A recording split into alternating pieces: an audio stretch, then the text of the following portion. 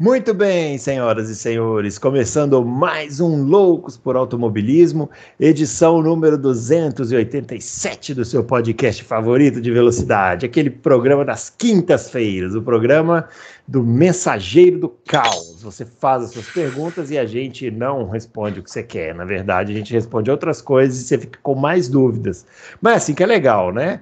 Gravando aqui nessa quinta-feira com esse sol aqui maravilhoso, né? Queimando a nossa retina. Vamos chamar o grande Adalto.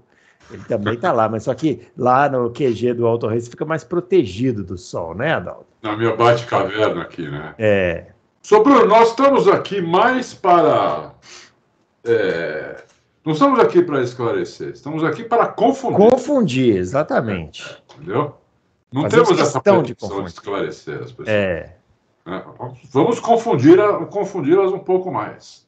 Temos muitas perguntas. Eu gostei que dessa vez, pelo menos, tivemos uma pergunta sobre o nosso especial de terça-feira, que é um sucesso absoluto, né? Porque geralmente não tem zero, então tem uma, aumentamos em 100% a nossa capacidade de gerar perguntas, né? 100%. É realmente impressionante, né? Você vê como a gente pode brincar com os números. Lembrando que o meu Twitter aqui é o meu @BrunoAleixo80, do Adalto @AdaltoRacing e o do Fábio @CampusFB. O Fábio a gente não sabe quando volta. O Adalto a gente sabe quando sai, né, Adalto? O Adalto vai tirar férias daqui 2 semanas, né? 2 semanas? 2 semanas. Uma semana e meia.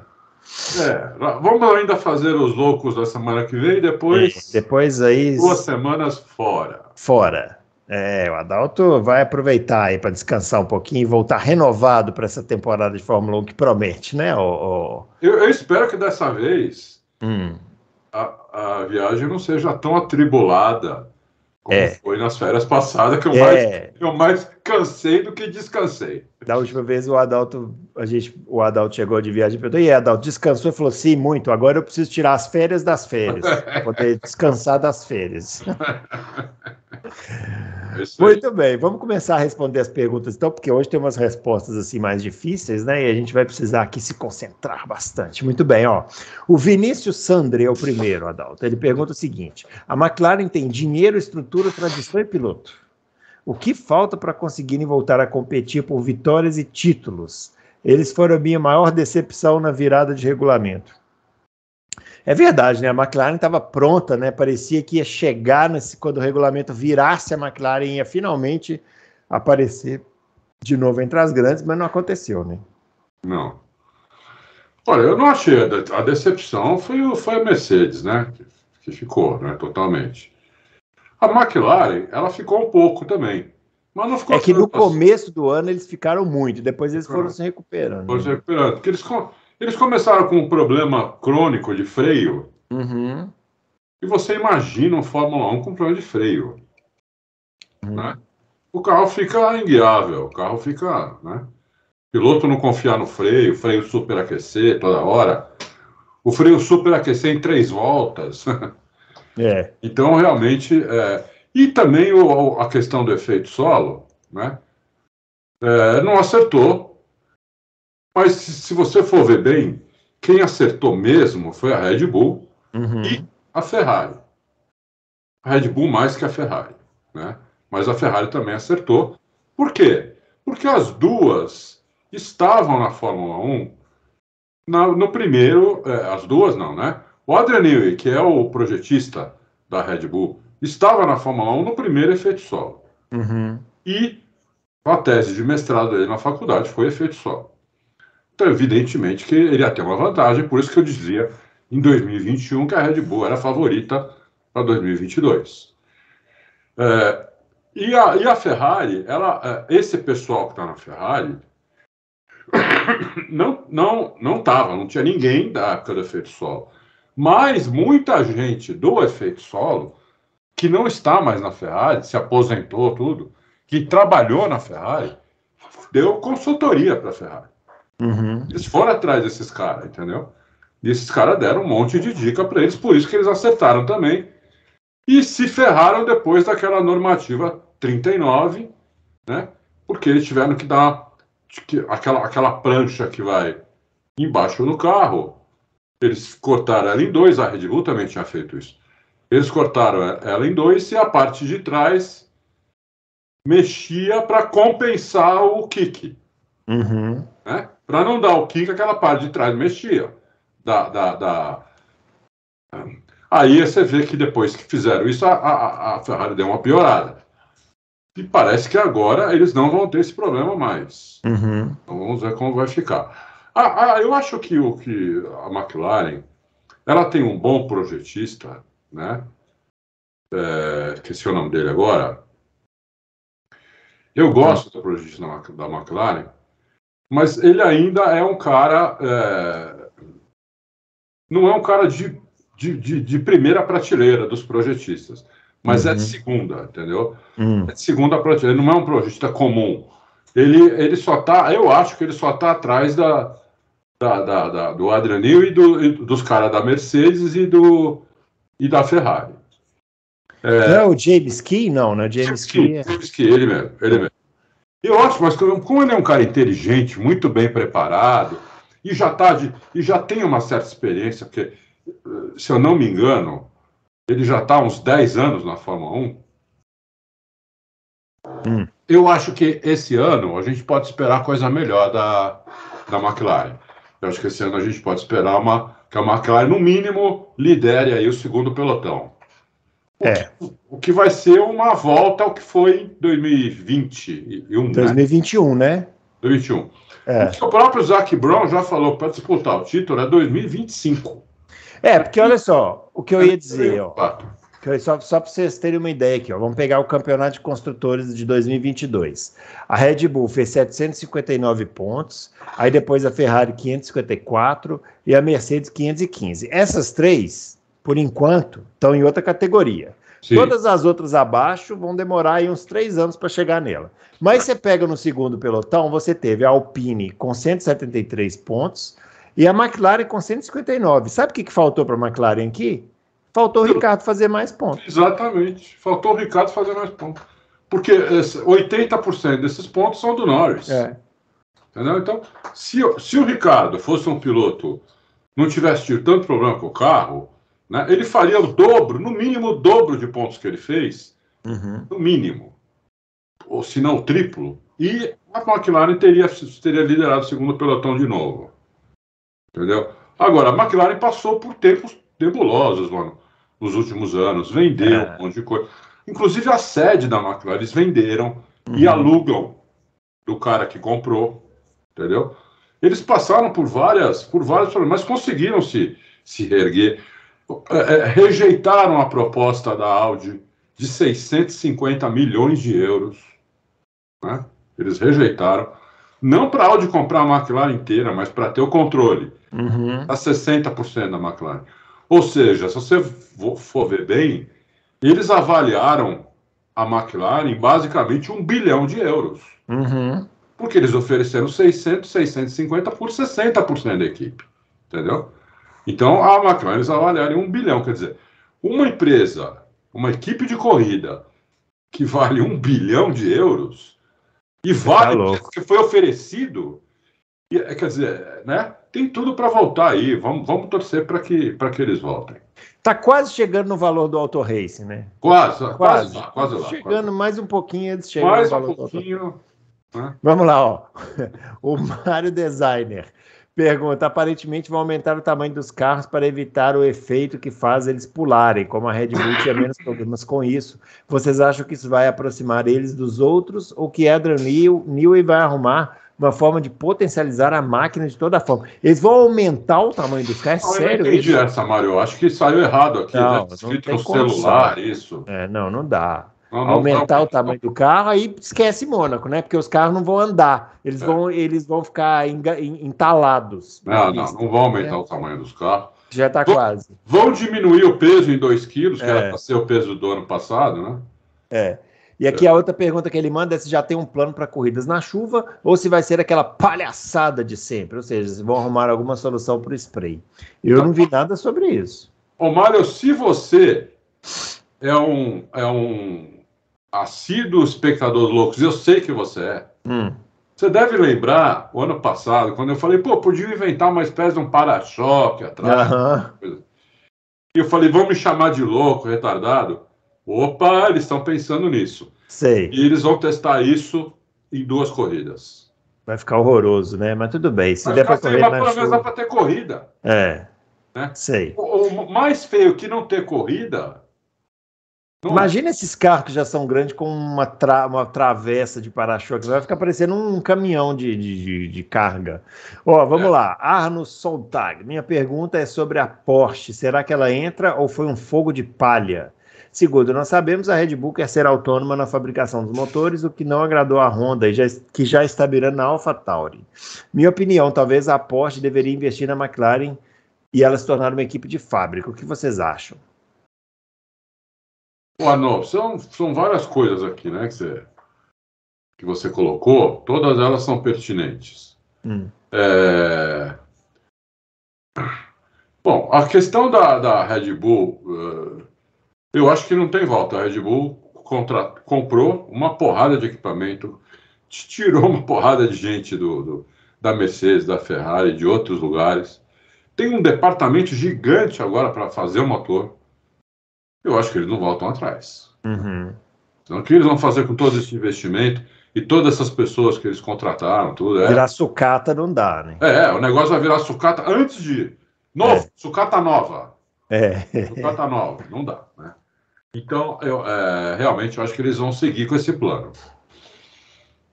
A Honda mirando na AlphaTauri, pode ser, né? Pode ser, se chegar com uma proposta boa, eu acho que pode até vender, né? A gente tem que entender ainda como é que pensa a pessoa que ficou no lugar do Dietrich Mateschitz, que morreu. Né? Porque ele tinha uma cabeça muito especial, entendeu? Em relação ao esporte, principalmente em relação à Fórmula 1, com 2 equipes, quer dizer, é muito especial isso.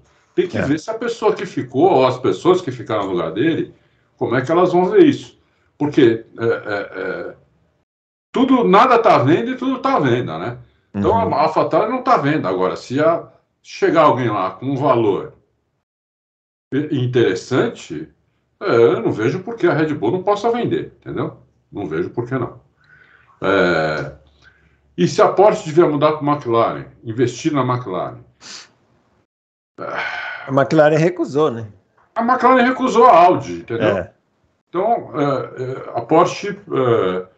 Talvez se a Porsche tentasse 50%, não sei o que a McLaren falaria. O que a McLaren não quis foi entregar o controle acionário para outro. Né? Quem tem 60% manda na equipe.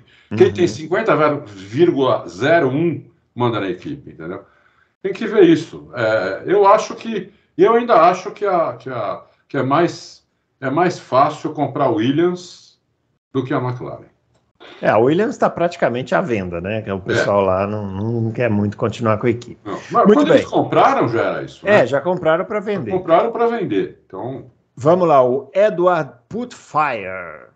Ele pergunta o seguinte: até que ponto essa novela Andretti Cadillac tem de verdades e mentiras? Pergunta simples, nada simples, né? Olha, a gente colocou, Eduardo, a gente colocou uma matéria ontem que eu acho que ficou bem explicitado aí. O problema é grana, o problema é dinheiro. Vamos deixar aqui bem claro e aí vocês tiram suas próprias conclusões. Hoje, todo o lucro que a Fórmula 1 gera no ano, né, ele é dividido mais ou menos metade para a Liberty e metade para todas as equipes. Tá? Então, digamos que gere um lucro de 2 bilhões. Fica 1 bilhão para a Liberty, 1 bilhão é dividido para 10 equipes. O que daria o quê? 200 milhões para cada equipe. Né? Eu estou falando isso eu não estou dizendo que são esses os números, só para ficar mais fácil de entender, estou colocando número redondo. Entrando uma 11ª equipe, esse 1 bilhão, essa equipe paga os 200 milhões para entrar, tá? E no primeiro ano, digamos que empate, 0-0. As outras equipes não perdem nada, porque elas receberam desses 200 milhões, elas é que vão receber. Elas vão receber 20 milhões cada uma.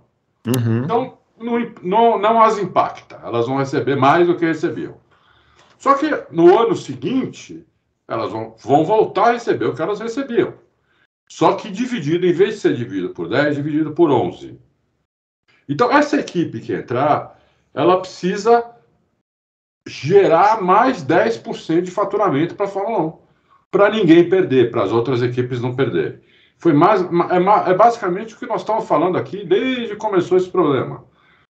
E ontem o Christian Horner deixou isso bem claro. Ele deu, inclusive, esses números que eu estou dando agora. Falou em 20 milhões para cada equipe, porque são 10 equipes. Por isso que é 200 milhões. Né? Esse valor de 200 milhões é porque vai 20 para cada equipe. Né? Mas isso é só no primeiro ano. Depois não tem mais isso. Né? Uhum. Então, essa equipe... Eu acho que a Andretti... Ela é capaz de aumentar esses 10% de faturamento para as equipes não perderem nunca mais. Por quê?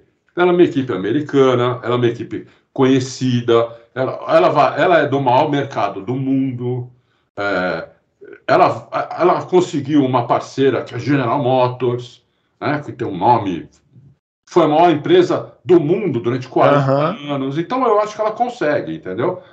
Já tem a favor dela a McLaren, a Alpine e o Toto Wolff essa semana, ou semana passada. Vai conquistando, né? Vai conquistando o terreno. Já deu uma dica que agora eles são bem-vindos. Entendeu? Então, eles têm o apoio de 3, sendo que um deles é muito importante a Mercedes. O Toto Wolff tem uma voz muito forte lá, como o Christian Horner também tem. Né? O Christian Horner ainda não está satisfeito, por quê? O que o Christian Horner quer? Que eu entendi. Ele quer que a Liberty abra mão de uma partezinha do lucro dela para passar para as equipes. Entendeu? Então, em vez de ficar 50% para cada uma, 50% para a Liberty, 50% para as equipes, tipo assim, fica 60% para as equipes e 40% para a Liberty. É isso que ele pretende, entendeu? Ele tá no papel dele. Eu não acho que você pode xingá-lo por causa disso. Ele não é só o chefe de equipe da Red Bull, ele é o CEO. Ele é o responsável por tudo. Ele é o cara que manda em tudo, entendeu? Então ele quer apresentar para a matriz, falar, ó o que nós conseguimos aqui, vai entrar mais uma equipe, vai melhorar o esporte e nós não vamos perder nada com isso. Vamos até ganhar, entendeu? Então, tá na dele. Agora, tem que ver quem é que vai conseguir. Não tem um certo um errado aí, entendeu? É lógico que esportivamente, se você for pensar só esportivamente, o mais certo é a Andretti entrar. Mas o negócio não é só esportivo, nós não estamos mais na década de 50, nós estamos em 2023, né? Tem que pensar que é um negócio.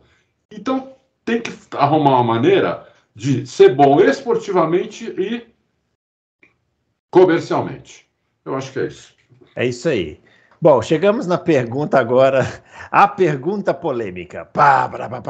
Do San Selva. Ele pede aqui para a gente fazer uma lista aqui, Adalto. Vamos lá, e atenção você aí, que é difícil isso aqui, mas vamos lá, é uma boa lista. Ele pede para a gente falar o nosso piloto favorito de todos os tempos, atenção, favorito. O piloto que não gosta do piloto. Piloto que cresceu no seu conceito, no nosso conceito, né? Cresceu, tipo, a gente... que eu entendo disso, né? Entrou mal e foi melhorando, né? Piloto mais superestimado, piloto mais subestimado e o GOAT da Fórmula 1. O GOAT, para você que não sabe, agora Loucos para Automobilismo também é cultura. É uma expressão lá dos Estados Unidos que se chama Greatest of All Time. Eles usam muito na NBA, né? Isso. E agora o pessoal tá usando aí nas redes sociais. Todo lugar, virou moda, né? Esse negócio de virou moda. GOAT. Que basicamente é o melhor de todos os tempos. O melhor de todos. É isso aí. Exatamente isso. Então, eu, como sou muito legal, bacana, vou deixar o Adalto responder primeiro. Vamos fazer assim, ó, cada um responde por item, para não ficar muito maçante, né? Então, vamos lá, Adalto, piloto favorito de todos os tempos. Eu vou responder pelo piloto que eu mais torci por mais tempo, tá? Nelson Piquet. Eu sou Piquet. Bom, o meu, ele não pergunta se é Fórmula 1, ele não fala nada disso, né? É o piloto. É o piloto, é verdade. Mas, ó, tá subentendido que é Fórmula 1. Hein? Não, mas eu vou sair da regra porque é o seguinte, o meu piloto favorito de todos os tempos, que inclusive vou até tomar a liberdade aqui, vou mostrar meu capacete, o do Adalto tá ali, ó. O meu capacete é uma homenagem ao meu piloto favorito de todos os tempos, que é o Al Unser Jr., que eu sou muito fã mesmo, assim, sempre fui. É da época que eu comecei a assistir Fórmula 1, então eu torcia muito, achava ele sensacional. Ó, o meu capacete tá aqui, ó. Aliás, vai estrear esse final de semana. Nossa, é muito parecido. Meu. Aqui, não, parecido não, eu mandei copiar. Inclusive o adesivo aqui do nosso... Nossa, até o adesivo moldou. Agora que eu tô vendo que a minha câmera tá invertida, rapaz. Será que tem jeito de mudar isso? Depois eu vou olhar. Cadê seu sangue aí? Cadê seu sangue aí? Não tem? Não tem. Não coloquei, porque você sabe, eu nunca bato. Então não tem esse problema. Então tá aqui meu capacete, em homenagem ao Al Unser Jr., meu piloto favorito de todos os tempos. Muito legal. Vamos lá, Adalto, piloto que não gosto. Bom, isso é coisa pessoal, né? Pessoal, tá piloto que eu não gosto. Schumacher. Michael Schumacher. Putz, cara, piloto que eu não gosto. Não tem o que eu mais não gosto. Tem outros que eu não gosto, que eu não gostava. Mas o que eu menos gostei foi o Schumacher.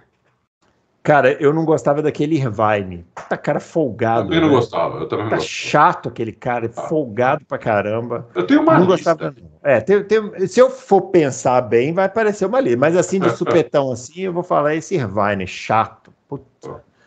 Vamos lá. Piloto que cresceu no meu conceito. Olha, para mim o piloto que mais cresceu no meu conceito, que eu lembro, foi o Mansell. O Mansell, quando entrou na Fórmula 1, ele era um piloto comunzinho. Entendeu? Fazia nada. Fazia nada demais. Batia, era estabanado. E ele, quando foi campeão, ele foi crescendo cada ano. E impressionante, ele se tornou um dos meus pilotos prediletos de todos os tempos. Para mim, foi o Mansell. Eu vou responder um que cresceu no meu conceito quando eu revi ele, que é o Damon Hill. O Damon Hill, quando ele correu na Fórmula 1, na época que ele correu, eu assistia, né? E eu achava ele horrível. Se eu tivesse redes sociais naquela época, eu seria um hater. Esse Damon Hill é uma porcaria.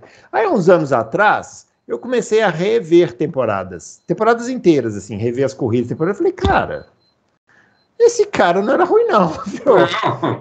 Era bom piloto. Ele é um dos meus aqui, já vou dizer. Então, eu vou repetir o Damon Hill aqui no subestimado, porque eu realmente cresci no meu conceito. Falei, caramba, esse cara não era ruim assim, desse jeito.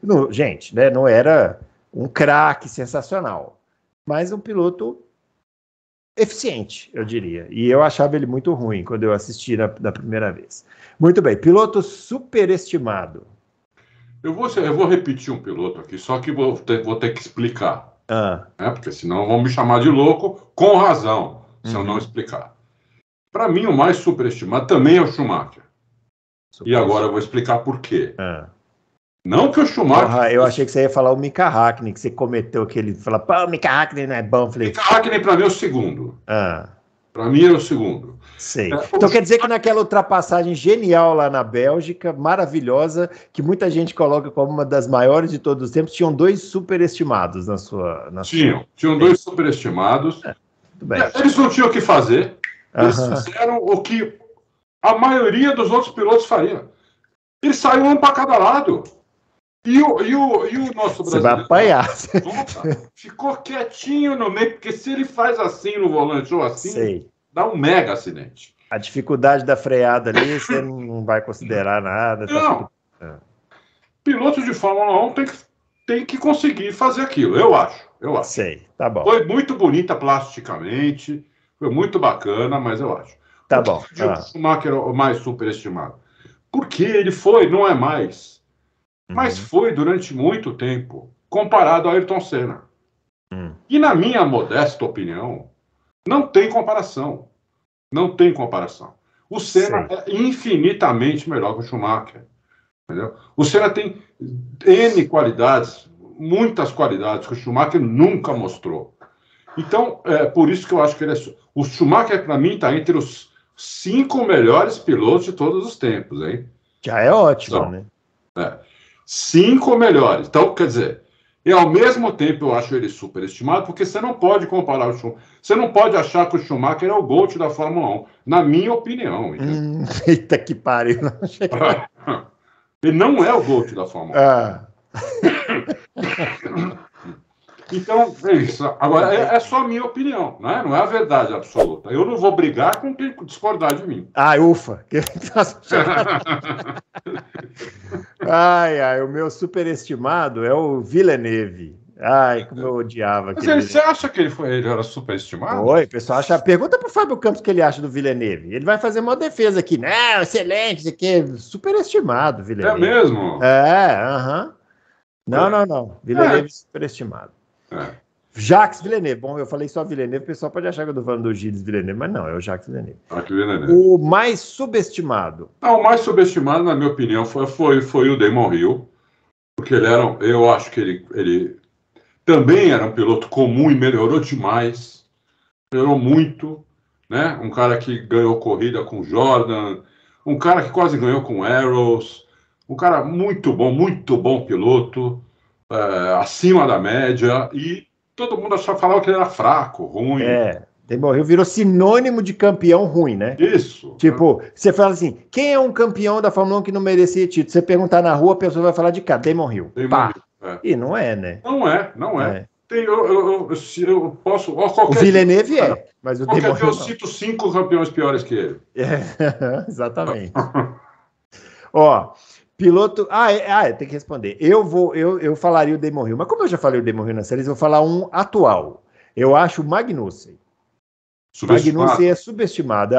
As pessoas têm o Magnussen como piloto ruim, trapalhão, que bate muito. Não é. Magnussen é piloto rápido, é um piloto que defende posição muito bem, piloto eficiente, conhece carro, habilidoso, deve ter um bom relacionamento interpessoal dentro da equipe, porque ele saiu da Haas e voltou e virou o primeiro piloto da equipe tranquilamente. Sim. Então... Eu vou falar o Magnussen aqui, para não repetir o Damon. Agora, mais subestimado que ele é o ídolo, né? Que acabou de aposentar um tetracampeão e vai aposentar agora um bicampeão. Claro. Né? Esse é super vai ter que rezar a missa para mim, entendeu? Claro, Santo Pai Adalto do subestimação. Adalto, e o GOAT da Fórmula 1? Greatest of all times da Fórmula 1. De 72 para cá, né? Isso. 72. É o que a gente viu, né? É o que a gente viu. Eu não vou responder, falar, o Jim Clark. Porra, como eu vou falar isso? Não dá.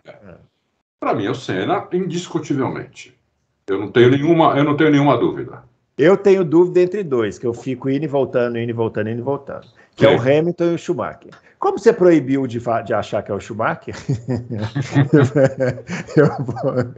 Não, imagina. Até falei, não vou brigar com quem achar isso. Eu fico entre esses dois, mas eu vou... Porque é o seguinte, eu vivi a era Schumacher muito. Foi a época que eu via Fórmula 1 feito um maluco toda hora e tarada. Então, eu vivi muito, entendeu? Então, para mim é difícil. Eu acho o Hamilton melhor do que o Schumacher.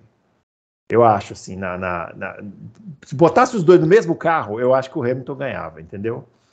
Mas o Schumacher, ele representa mais a Fórmula 1 que eu vi no auge, assim, de ver Fórmula 1, entendeu? Então, para mim, fala mais alto. Até pela sua idade, né? Você tinha pela 20 idade. anos quando ele começou a ganhar tudo. Eu sou da geração do Schumacher. Eu não sou da geração do Senna. Quem tem 40 e poucos anos igual eu não é da geração do Senna. Pode achar que mas não é. A gente é da geração do Schumacher. A gente começou a ver Fórmula 1 quando o Schumacher estava começando. E o cara era um animal. Um animal.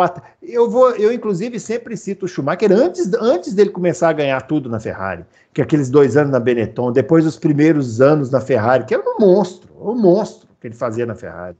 Então, eu fico nessa dúvida, mas, assim, tecnicamente, acho o Hamilton o melhor. Mas eu ainda voto no Schumacher. Se tivesse uma eleição, eu votaria no Schumacher por uma questão sentimental. Eu entendo. A geração do Senna hoje... ela começa com quem tem 50 anos de idade. Exatamente. Quem tem menos de 50 anos de idade não tinha discernimento suficiente para entender o Ayrton Senna. Só esclarecendo uma coisa, gente, isso que a gente está falando não quer dizer que a pessoa não pode ser fã do Senna. Não, a pessoa pode ter nascido ontem e ser fã do Senna. Não tem nada a ver. Lógico. Nada a ver. Nós estamos só falando assim, em termos de geração. A Fórmula 1 que você acompanhou, quem esteve por mais tempo? A minha foi o Schumacher. Quando o Senna correu, eu era novo. A gente estava comentando aqui nas vitórias do Senna, em 85, em Portugal. Deve ter sido espetacular, mas eu não vi, eu tinha 5 anos. Como, né? Muito bem. Vamos lá. Ponto de interrogação. Imagina, com 5 anos, quando você ganhou a primeira corrida em Portugal, que ele não vai entender nada. Nem se tivesse 10, ele não ia entender aquilo. Não dá. Vamos lá, o ponto de interrogação. Depois dessa pergunta, um ouvinte com ponto de interrogação é uma boa, né? Red Bull. Ele coloca o comentário. Red Bull. O que será que ele quer? Que a gente discorra sobre a Red Bull? Sei, beba um Red Bull, talvez. Muito bem, vamos lá. O Fausto Silva pergunta: corre o risco de alguma equipe testar o carro de 2023 escondido? Como a FIA faz essa fiscalização tão rigorosa? Às vezes fico achando que alguma equipe pode testar de forma secreta, levando o equipamento sem as cores e logo para alguma pista privada ou mais recanteada, a fim de conferir se a engenharia funciona antes da abertura do campeonato. Olha, Fausto Silva, é muito difícil você manter um segredo desse numa equipe com 500 pessoas. Vai vazar, né? Isso vai vazar, entendeu? Então, não tem como. Isso eu estou indo já nos finalmente, porque antes disso, a imprensa fica em cima. Todas as pistas da Europa são perto de lugares, tem casa. É que ligar um carro de Fórmula 1 e sair... Isso. Não é a mesma coisa que você ligar o seu Gol quadrado aí na sua garagem e dar uma volta no quarteirão, né? Faz um certo barulho. Então, pessoal... E o ronco, mesmo o ronco de hoje, é inconfundível. Exatamente. Então qualquer um ouve, entendeu? Um carro de Fórmula 1 na pista e vai correndo lá para ver. E tirar foto. Não é que não tenha jeito de burlar, tem jeito. Só que assim, para isso, você teria que levar numa pista muito afastada, que não tem os padrões de segurança, aí você vai estar botando seus pilotos em risco. Aí o que você vai conseguir testar numa reta de um aeroporto, entendeu? Nada. Então, você precisa de uma pista... Pouco, não vai conseguir nada. Não faz sentido fazer isso. Não faz sentido. Exatamente. O teste de pré-temporada, que só são 3 dias, já é pouco. Só um exemplo aqui que me veio na cabeça, por exemplo, a Marussia, lembra da Marussia, aquela equipe? Marussia foi testar numa reta lá de um carro num aeroporto com aquela piloto Maria de Villota, lembra? Lembro. Bateu a cabeça no caminhão. Quais são as condições de segurança de um teste desse? Não tem. Ela perdeu o olho, né? Inclusive, ela cometeu suicídio 1 ano depois, né, desse acidente. É uma história bem triste aí. Se você não conhece, procura saber. Maria de Villota, uma piloto espanhola. Um teste desse aí, clandestino e pimba. Né? Vale a pena. Não vale a pena, Fausto. Acho que isso não acontece. Muito bem. Matheus Ferreira Celestino. Quem é esse Alessandro Aluni Bravi? Eu achei que o novo chefe da Alfa Romeo Sauber seria o Andrea Seidel. Não entendi nada. Muito boa pergunta. Esse cara, o André Seidel foi para lá, né, para ser CEO, não para ser chefe de equipe, só CEO, presidente da equipe. Como, por exemplo, o Zac Brown na McLaren. Né? Ele não é chefe de equipe, ele é o CEO. Então, o André Seidel quer formar lá uma coisa diferente, quer fazer uma coisa diferente, quer fazer um teste. Em vez de ele ter um chefe de equipe, ele quer ter 3 pessoas do mesmo nível, que vai ser esse Aluni Bravi e 2 engenheiros lá, o diretor esportivo, que chama Beat Zender, e o diretor técnico é o Ian Monchot. Os 3 vão ter o mesmo grau de importância, e esse Aluni Bravi é o cara que vai falar com a imprensa. Ele é que vai dar a cara para a imprensa. Ele é que vai nas entrevistas de chefe de equipe, ele que vai falar com a televisão, ele vai fazer isso.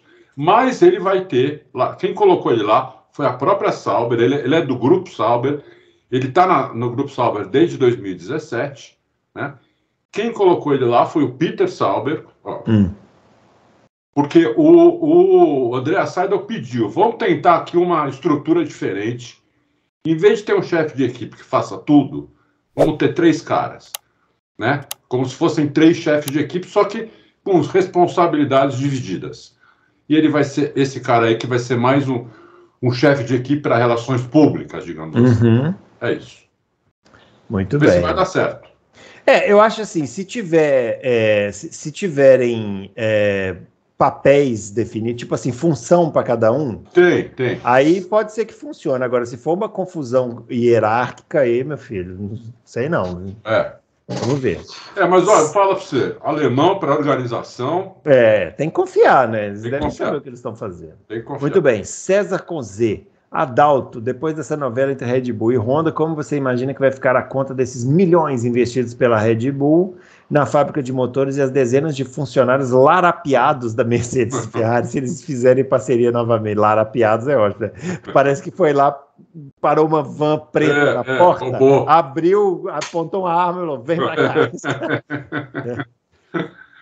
Peraí, deixa eu só acabar a pergunta dele. Se a Red Bull entregar à Honda a propriedade de motores, ela não correria o risco de ficar com o Pires na mão novamente, implorando por uma OP como aconteceu em 2017, 2018? Aí tá citando aqui que a Honda sempre vai embora rapidinho, ao menor sinal de problema. Desculpa, César Conzé, eu não tinha visto a pergunta, eu respondi antes já isso. No começo. Eles investiram muito. Se a Red Bull se a Honda quiser voltar, vai ser muito bem-vinda para botar o nome na carenagem do carro, né? Isso. É isso. Isso. Porque vamos explicar uma coisa que é importante agora. O cara, para fornecer motor agora, ele tem que se cadastrar na FIA, né? O que a Honda, aliás, já fez a partir de 2026. Se cadastrar na FIA. Aí ela vai ter que assinar o Pacto de Concórdia. Então não é que a Honda vai entrar, por exemplo, em 2026 com um novo motor, em 2028, não quero mais. Ela pode até falar, mas ela vai ter uma multa que ela vai ter que pagar, se ela fizer isso, que vai ser estrondosa. Tipo $1 bilhão de dólares. Então vai ter que assinar um novo Pacto de Concórdia 2026. Estão dizendo que esse pacto vai ter a duração não mais de 5 anos, mas de 10 anos.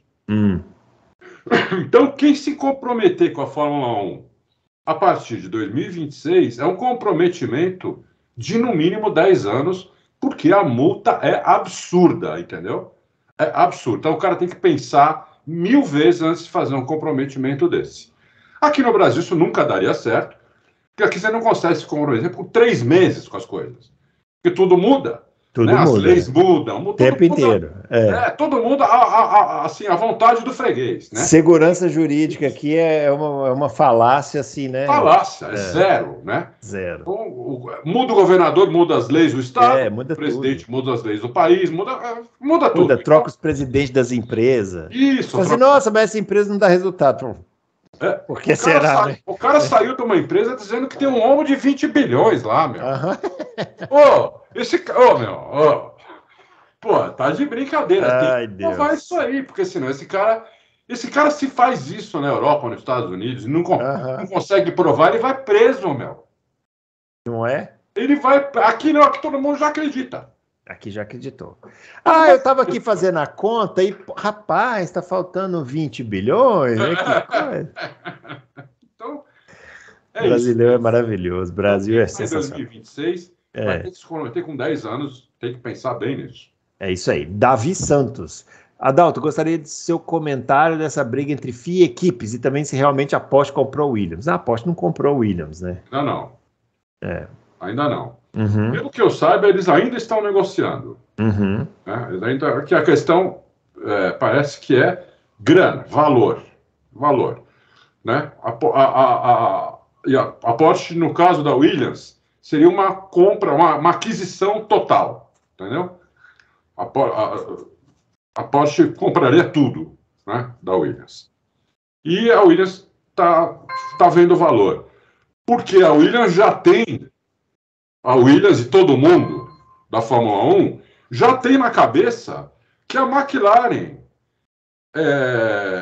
recusou 650 milhões de dólares por 60% da equipe. Uhum. Então, Vai saber quanto a Williams está pedindo lá para a Porsche. Entendeu? Que não vale a mesma coisa que a McLaren. Infelizmente, não vale. Né? Vamos ver, então. A questão vai ser essa. Agora, esse imbróglio aí entre a FIA e as equipes, isso aí é um imbróglio antigo. A FIA antes a FIA era a dona da Fórmula 1. Não só do nome Fórmula 1, de tudo. Fazia o regulamento, direitos comerciais, técnicos, tudo. Em 95, 95, venderam isso para o Bernie. O Bernie pagou pelos direitos comerciais da Fórmula 1 por 100 anos.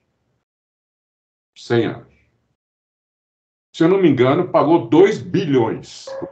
O Bernie pagou 2 bilhões. Ele tinha um grupo com ele, não é ele, Bernie, do dinheiro dele. Ele tinha um grupo com ele, até esqueci o nome agora.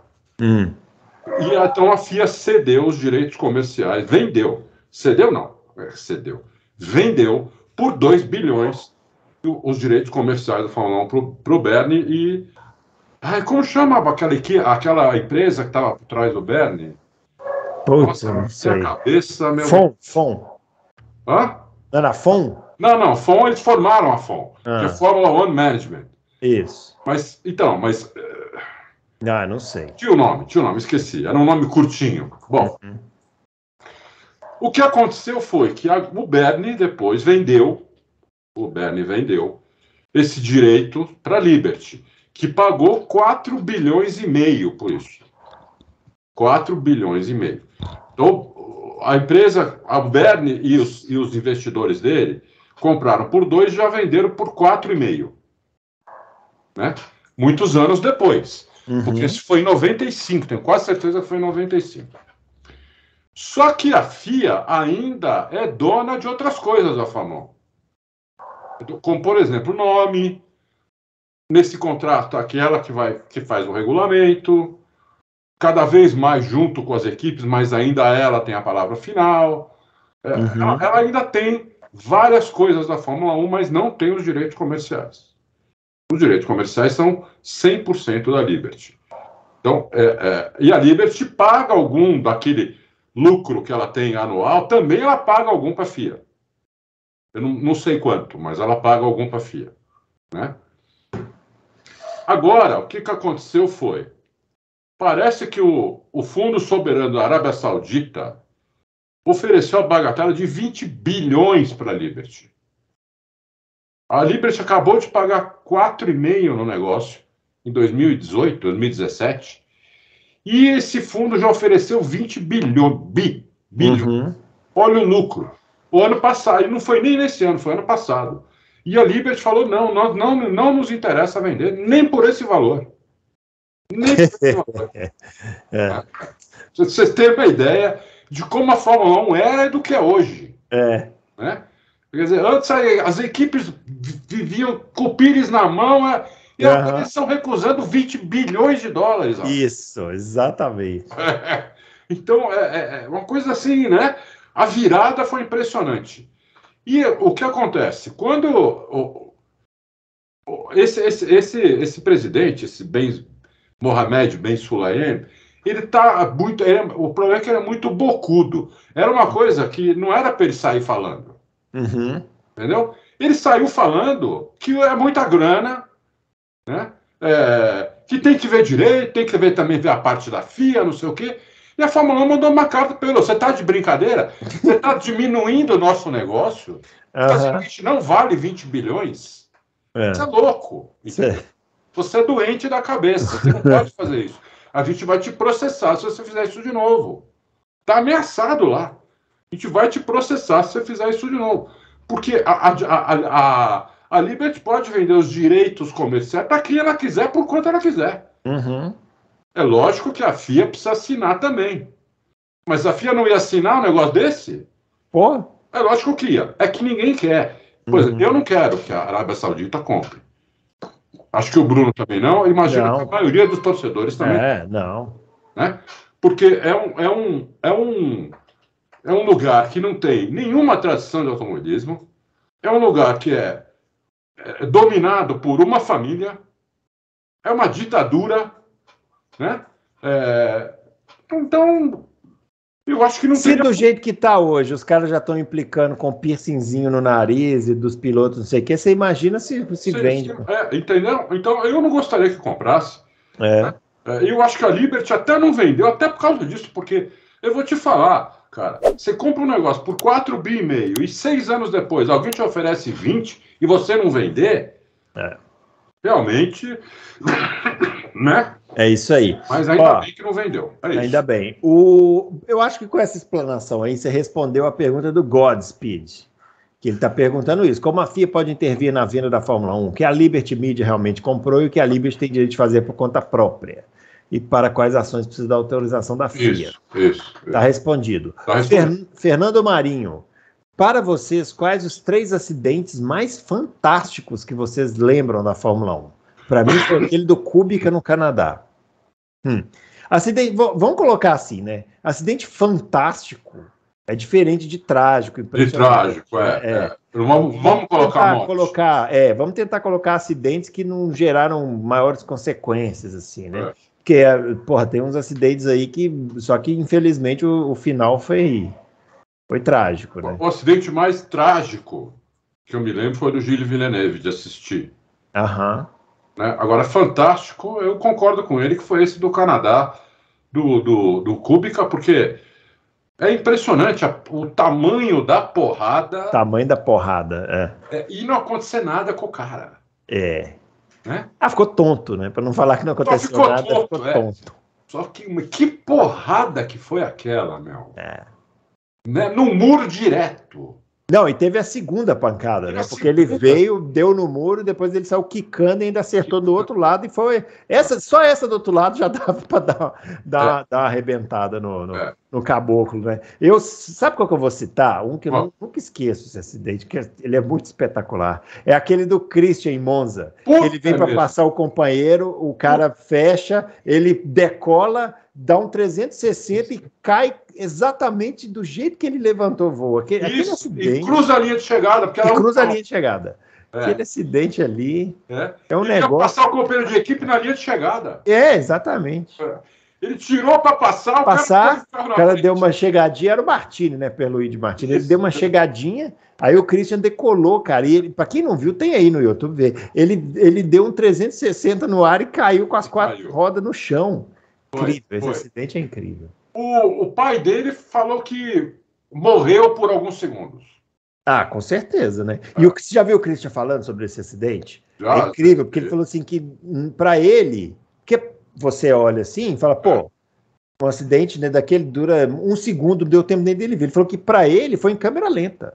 Porque ele viu o carro, aí ele viu o céu, aí ele foi virando, aí deu tempo dele pensar assim, nossa, isso tudo com um acidente acontecendo. Ele, nossa, se eu não cair com as 4 rodas, eu vou morrer. Sabe, assim, foi desse jeito, assim, incrível, esse acidente é realmente fantástico. Sabe muito outro bem. Assim? Do Mark Webber. O Mark Webber. Do Christian. Do Mark Webber lá em Valência. Aquela pista em Valência, né? Pista de rua ainda por cima. Né, que também decolou. Ele chegou a bater na placa que fica pendurada no ar. Assim. Bateu. Só que o do Mark Webber foi até mais forte do Christian, porque ele caiu com as 4 rodas no chão, mas ele foi direto e bateu, deu de frente nos pneus. Na proteção ali.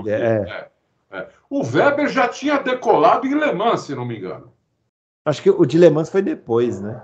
Foi depois daquilo? Eu acho que foi depois. Quando ele encerrou a carreira, que ele foi fazer corridas lá em Le Mans também sozinho. Essa do Webber.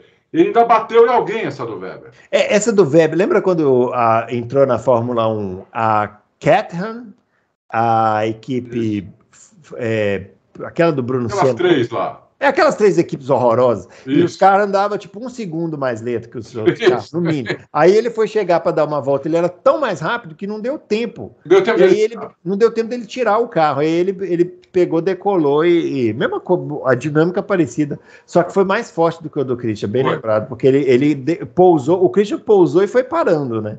Ele pousou e deu de frente nos pneus. Porque depois que ele decolou, quando ele caiu, ele já caiu no final da reta não dava para fazer nada. Não, e acho que as rodas pularam fora e ele não tinha nem o que fazer, ele foi direto.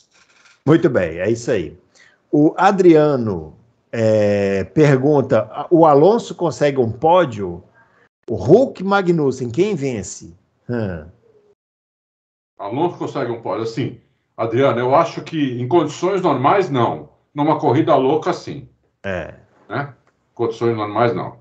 Se os carros Se tiver, por exemplo, um carro ainda da Mercedes, da Ferrari e da Red Bull na pista, só um milagre. Sem chance, não, sem chance.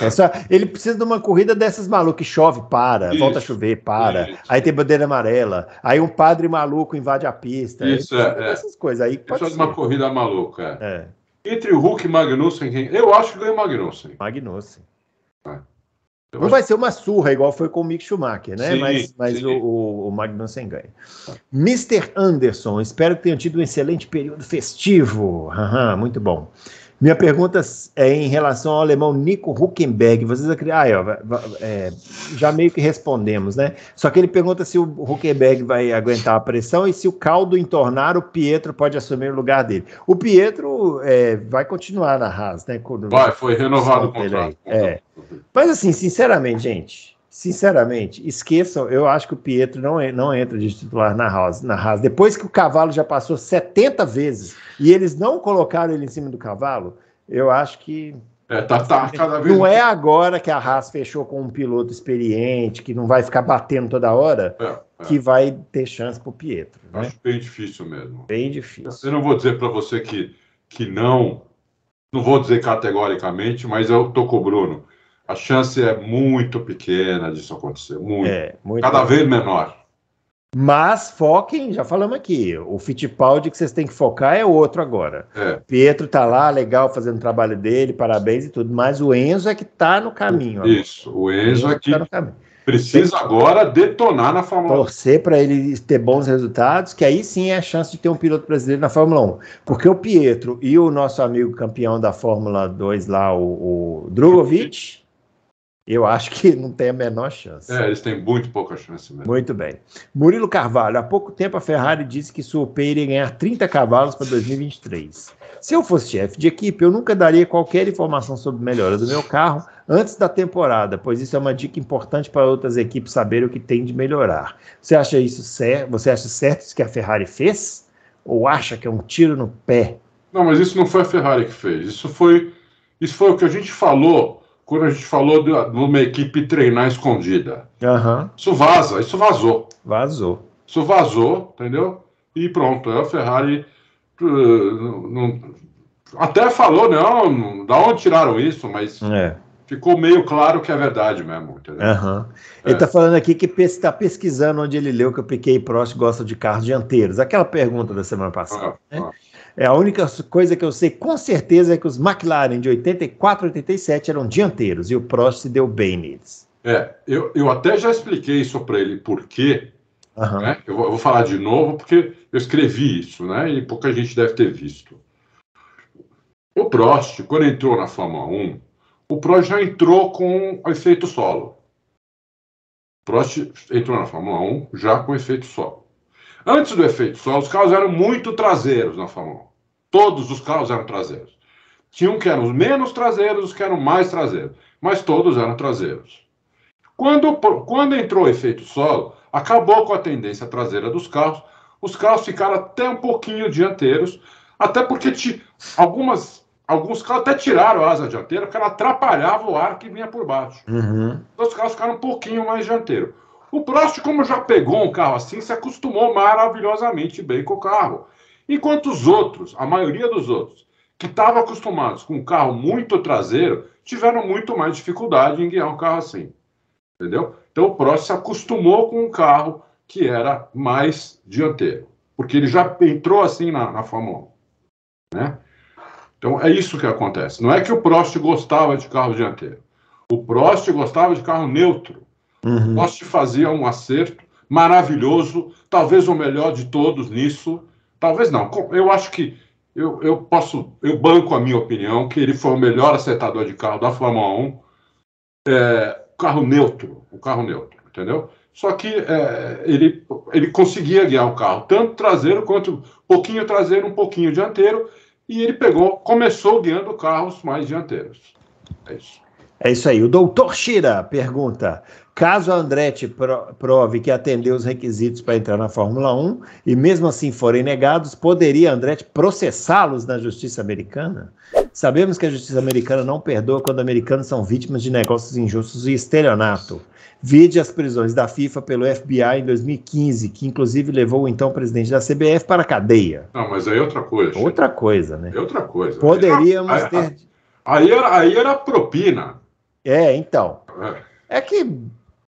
assim, o que ele está perguntando basicamente é, se eles atenderem a todos os requisitos e mesmo assim eles não puderem entrar, se eles poderiam processar. Mas aí tem que ver o que o contrato lá diz, né? Eu não sei. Olha, vou falar uma coisa para você. Nas ligas americanas, que lá tudo é liga, todos os esportes têm liga independente, entrou na justiça comum, está banido da liga. Uhum. Para qualquer coisa. Dirigente, técnico, jogador, funcionário, entrou na justiça comum, está banido da liga. Você pode até ter razão. Você pode até ganhar na justiça comum. Uhum. Um funcionário que é mandado embora e não recebe o que tinha que receber, pode entrar na justiça comum. Uhum. E a justiça comum pode mandar a NBA pagar o cara. Só que ele está banido da liga e nunca mais vai trabalhar na liga. Uhum. Então, eu não sei se na Liberty já é assim ou não. Eu acho que porque já era até antes da Liberty. Porque a própria FIA tem lá o conselho deles, tem o Conselho Mundial, tem o Tribunal da FIA. Quer dizer, depois de tudo isso, pode ir para a Justiça Comum. Eu acho que talvez a Andretti pudesse entrar na própria FIA, até porque o presidente da FIA está a favor da Andretti entrar. Então, você vê, como a Andretti já tem ela já tem vários apoios. Né? Ela tem um apoio já de 3 equipes, que é um apoio assim, claro, e o apoio da FIA, no mínimo. Então já tem 4 apoiando. Eu acho que a Andretti vai acabar entrando. É isso que eu ia falar. Vamos falar aqui. A Andretti vai entrar. Vai entrar. É que talvez demore um pouquinho. Tá? Tem que fazer algum ajuste. Isso, pagar um pouquinho aqui, pagar um pouquinho ali, taranã, piriri, mandar um presentinho. O Mário Andretti vai pegar um capacete que é um dos mais bonitos de todos, você mandar ele autografado lá pro pessoal. Olha aqui e tal. Um para cada equipe. Né? Aí entra. Né? Muito bem. O Cachorrão, rapaz, ó. Boa tarde. Esta semana assisti a corrida de Spa 1998, aquela que o Schumacher acerta a traseira do Coulthard e o alemão acusou o escocês de frear de propósito. O que acha do acontecido?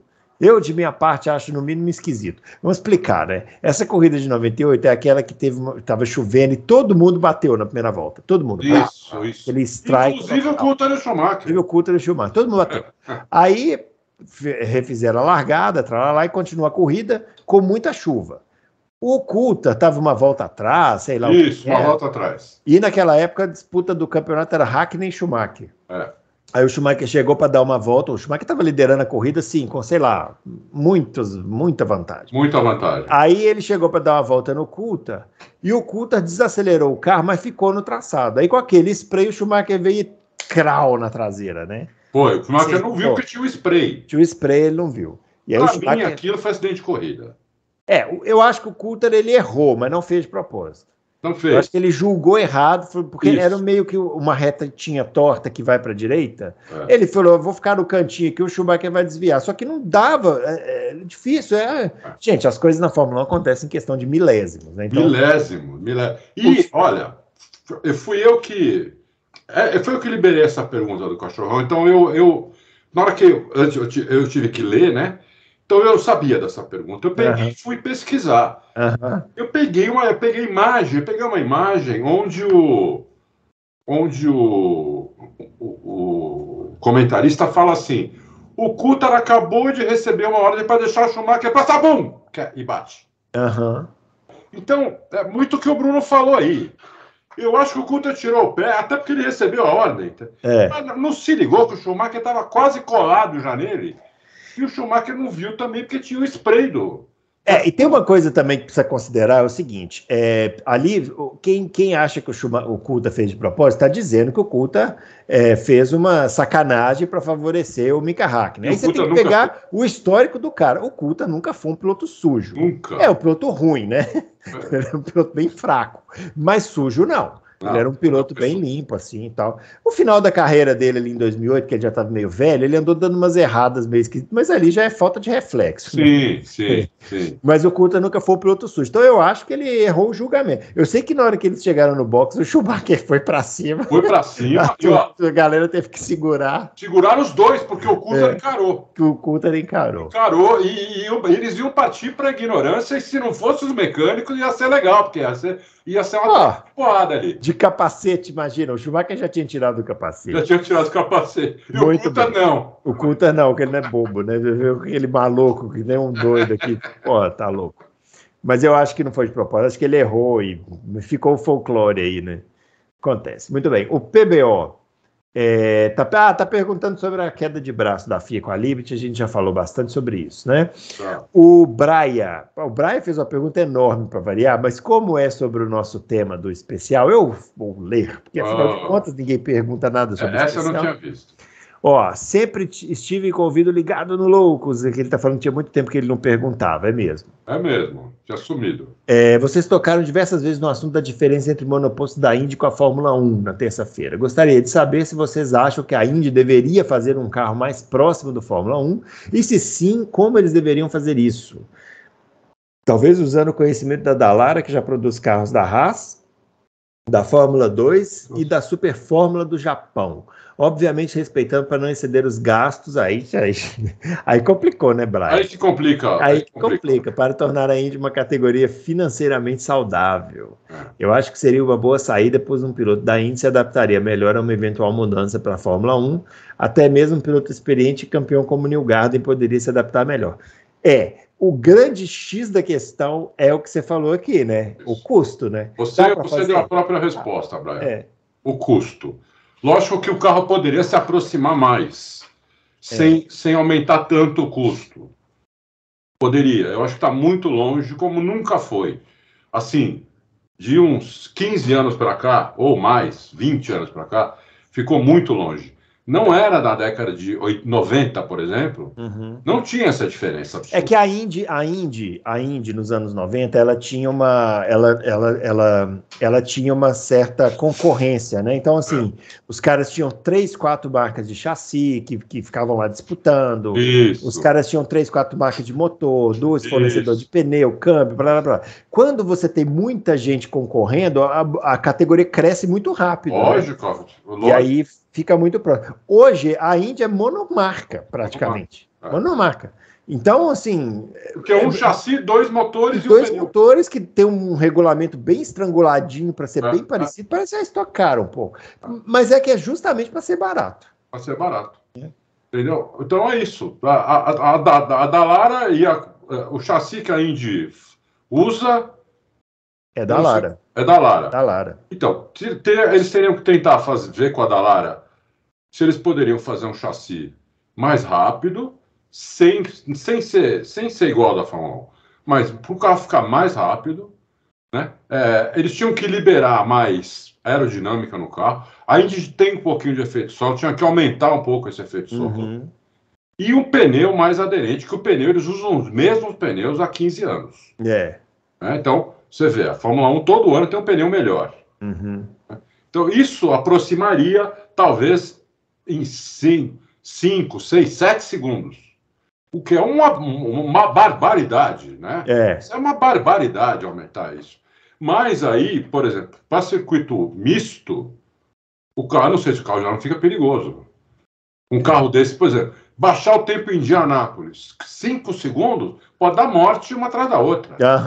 Entendeu? Então, eu acho que o que limita a Fórmula Indy são os circuitos ovais. É isso que limita. Lógico, a grana também, né? a grana, que eles estão acostumados com esse... Eu acho que eles fazem de propósito, para ser barato mesmo, porque a Indy não tem a popularidade da Fórmula 1. Ela não arrecada como a Fórmula 1. Então ela precisa ser uma categoria barata, senão ela vai quebrar. Quando ela começou a ameaçar a Fórmula 1, o Bernie destruiu. O Bernie destruiu ela nos anos 90. Então, e aí, assim, hoje a Indy é uma categoria que ela tem que ser barata, né? Tem que ser barata. Eles não vão conseguir, parece que vão começar a testar o motor híbrido, né? Isso. Olha, pode ser que aconteça, né? Que venha até e tal, mas não sei, viu? Eu não sei não, acho que a Indy, ela quer ser barata. E ela tem que ser um espetáculo bom. Porque se ela não tem tecnologia, né? Se ela não tem grandes avanços tecnológicos, motores moderníssimos e tal, ela tem que ser boa para você assistir tudo, né? O que falta na Indy é aderência, Brian. Motor não é tão ruim, motor é bom, apesar de ser mais fraco da Fórmula 1, não é ruim. E colocar mais 150 cavalos nesse motor também não custaria muito. O problema é a aderência. A aderência custa dinheiro, porque é aerodinâmica, é pneu muito mais caro. É estudo, né? É estudo. E quando dá porrada, você já viu, né? É outro carro, entendeu? Então... É isso aí. O Zé Dias, Adalto, você acha que existe uma solução financeiramente que agradaria as equipes aceitarem a entrada da Andretti, sem também enfiar a faca na Andretti, cobrando um absurdo de taxa de entrada? Não, olha, Zé Dias, a pergunta sua é boa. Eu acho que o que falta aí são ajustes só. São ajustes, entendeu? Eu acho que a Andretti ela já conseguiu convencer algumas peças importantes da Fórmula 1 que ela vai agregar na Fórmula 1, não vai lá só para tomar o dinheiro da premiação das outras, ela vai agregar, e falta ela conseguir convencer mais gente, talvez as equipes cederem um pouquinho, a Liberty ceder um pouquinho, a própria Andretti ceder alguma coisa também, e aí acho que o negócio vai andar. Eu não tenho uma formulazinha pronta para Andretti. Acho que não existe isso, essa fórmula pronta. Porque é negócio. E todo mundo puxa para o seu lado. Então, quando é assim, os caras têm que sentar várias vezes, e não é numa vez só, são várias vezes, e ir ajustando. Tira um pouquinho daqui, passa um pouquinho para lá, faz isso aqui. Não, isso aqui dá para fazer, isso não dá. Pô, abre mão disso, abre mão. Você vai ter... Te dou essa compensação aqui, você vai ter... Entendeu? Eu acho que é isso que vai acontecer e eles vão acabar entrando. Fórmula pronta não tem, até porque tem alguns detalhes que a gente não tem como saber. Quem falar que sabe está mentindo. Não tem como saber, entendeu?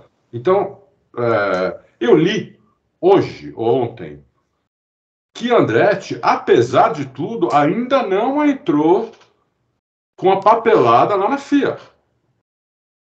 Entendeu? Ela não entrou, ela ainda está esperando algumas coisas que ela quer completar para entrar porque o presidente da FIA falou que ia abrir, né, as portas para quem quer se apresentar como uma equipe, né, lá na FIA. Já fez isso. E a Andretti ainda não entrou porque ela não está com o pacote fechadinho ainda que ela quer apresentar. Entendeu? Então, ela vai entrar com esse pacote, não vai deixar alguma coisa de fora, que é assim que se faz grandes negócios, são assim. Você não mostra tudo de cara, entendeu? Você mostra 80% e depois das negociações você vai cedendo aqueles 20% que você já sabia antes que tinha que ceder para conseguir. Assim como o outro lado, que vai entrar pedindo tudo, sabendo que vai ter que ceder alguma coisa. Entendeu? Então, eu acho que é isso que vai acontecer. O doutor Bonito, grande doutor Bonito, ele fala assim, grande patrocinador, grande Adalto, patrocinador do melhor piloto de kart do podcast Loucos por Automobilismo. Tá lá, seu Bruno Aleixo. Muito bem.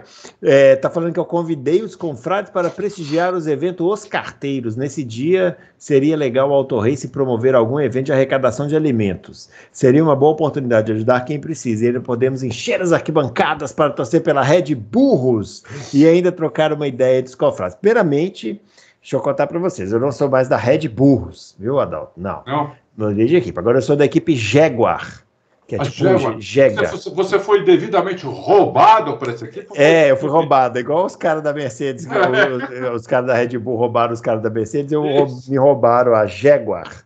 E eu estou lá agora integrando essa nova equipe. Olha, não sei se a gente falou aqui, mas em setembro vai ser a etapa do Auto Racing. Lá vai ser aqui no cartório de Interlagos. E, vamos fazer alguma coisa, é uma ideia aí que o doutor Bonito deu. Para essa primeira etapa que está muito em cima, mas quem quiser ir lá assistir vai ser na Granja Viana, a partir das 7 da noite. Você que não tem nada para fazer no sábado à noite, vai lá prestigiar. Vai ser na Granja? Vai ser na Granja. Você vai ver este... até para conhecer a Granja. Vale. Você vai ver este capacete aqui passeando na grama. Aí você vai saber que sou eu. Não é? E vai ver eu aqui vestido de Flávio Briatore, fazendo todas as motretas do mundo para ele ganhar. Exatamente. Muito bem. E a última pergunta aqui do Pinto. Pergunta, digamos que a Mercedes venha brigando por vitórias desde o início da temporada.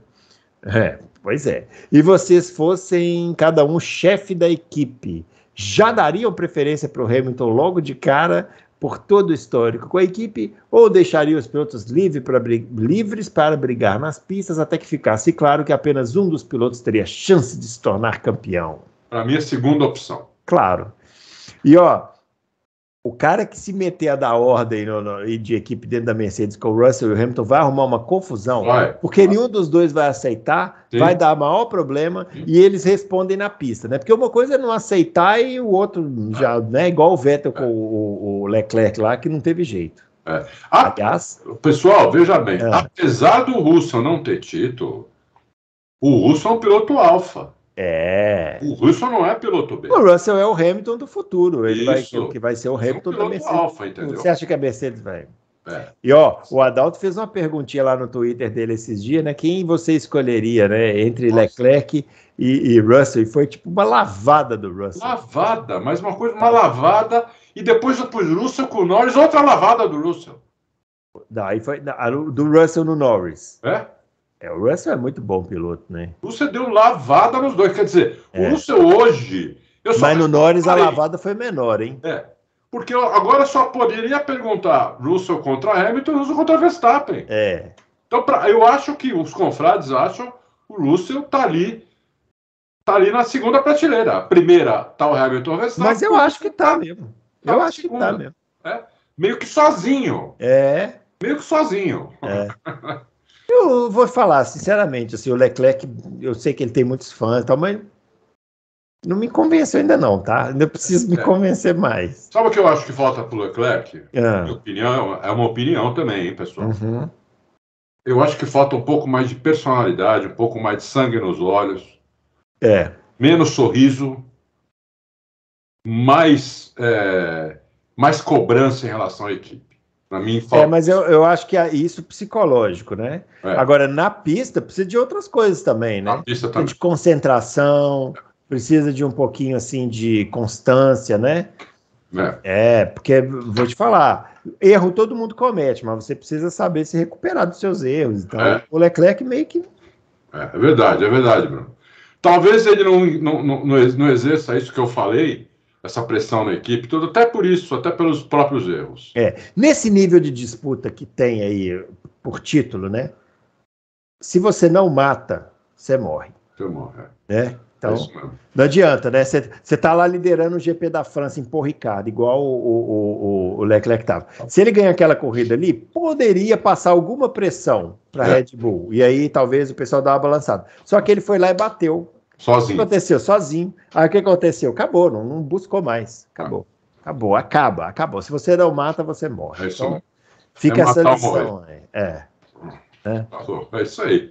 Isso aí, muito bem. Chegando ao final desse Loucos para Automobilismo, eu acho que hoje a gente confundiu pouco, hein? Acho que a gente respondeu mais, né? Também estou achando, viu, Bruno? Quero ver muitos comentários aí sobre essas respostas. Também. É isso aí. Muito bem, ó. A gente volta então na próxima semana com mais Loucos para o Automobilismo e com mais um especial, hein? Mais um especial. Vamos ver se o Bruno vai aprontar de especial. Fiquem ligados. Um abraço para todo mundo e até a próxima. Valeu.